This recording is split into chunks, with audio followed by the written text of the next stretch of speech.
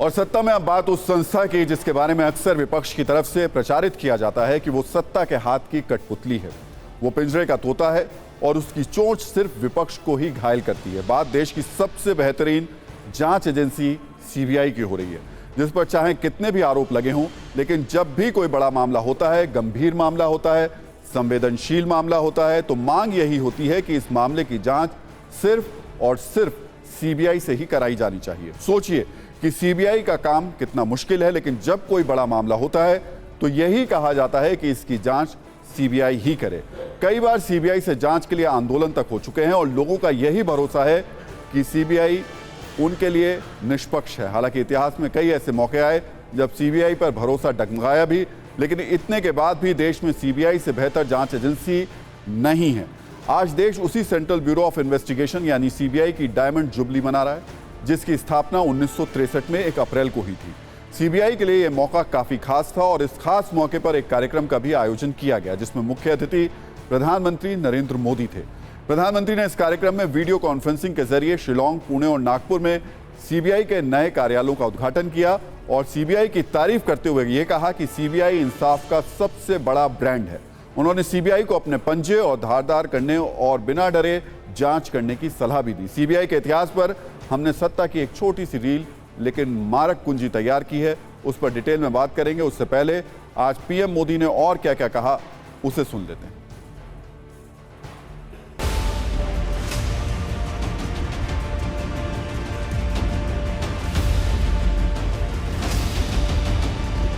कहीं पर भी हिचकने, कहीं रुकने की जरूरत नहीं है।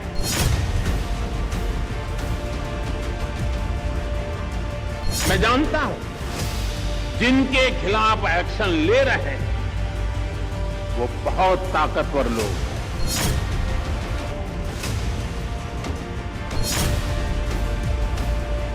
बरसों बरस तक उन्होंने भी एक इकोसिस्टम बनाया है।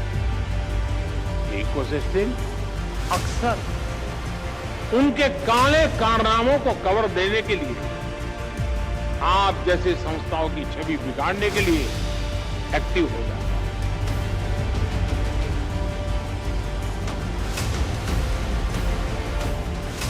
ये लोग आपका ध्यान भटकाते रहेंगे, लेकिन आपको अपने काम पर फोकस रखना। कोई भी भ्रष्टाचारी बचना नहीं चाहिए।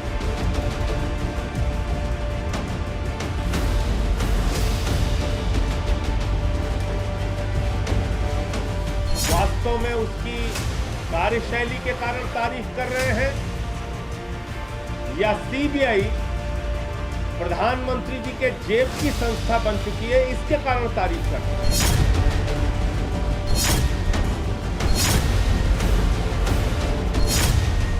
देश के मौजूदा प्रधानमंत्री आदरणीय नरेंद्र मोदी जी ने गुजरात के मुख्यमंत्री रहते हुए कहा था कि CBI Congress bureau of investigation है।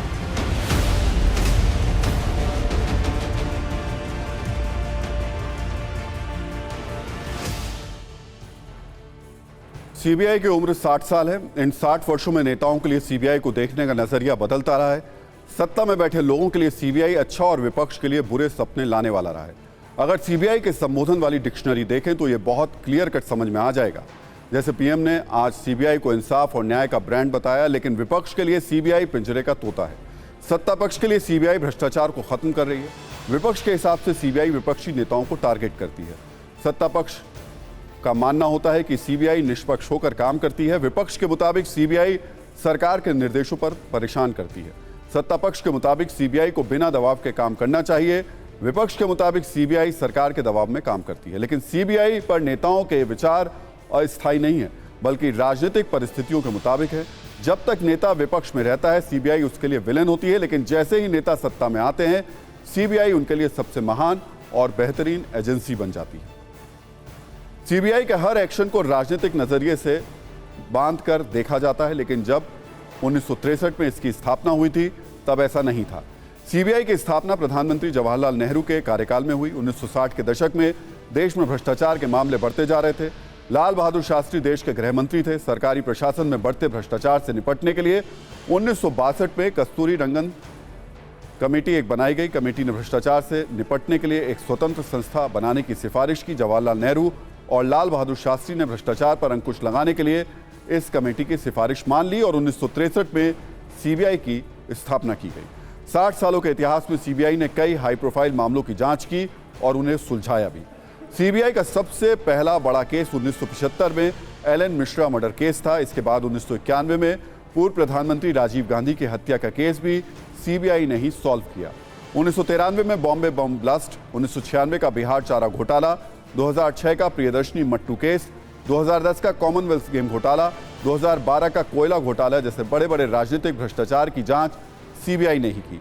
सीबीआई में निदेशक का पद सबसे महत्वपूर्ण होता है। पहले सीबीआई डायरेक्टर की नियुक्ति डायरेक्ट सरकार करती थी, लेकिन सीबीआई की स्वायत्तता बनाए रखने के लिए अब इसकी नियुक्ति देश के प्रधानमंत्री, सुप्रीम कोर्ट के चीफ जस्टिस और लोकसभा में नेता विपक्ष या सबसे बड़े दल के नेता की एक कमेटी करती है। सीबीआई का आदर्श वाक्य उद्यमिता, निष्पक्षता और सत्यनिष्ठा है।